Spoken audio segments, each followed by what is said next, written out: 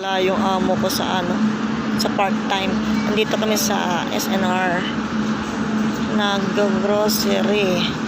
Binili lang namin. Dito pa talaga sosyalin. Beef lang ang binili namin. Diyos ko. Tinatanong niya ako kung ano gusto ko.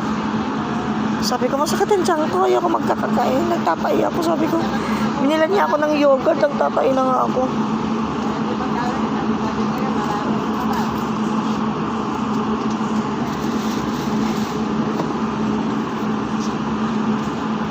Lak pala nito. Parang Carrefour din. No? Parang Tesco.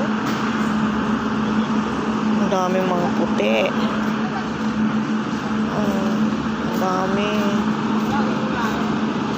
Ano yung mga puti dito? Daming papapahin ng mga puti. Gala siya ng gala kung ano-ano binibili. Tapos mamaya ipapauwi na naman sa akin. Hindi naman niya nauubos yung pagkain niya. Ang bait niya talaga yung amo ko.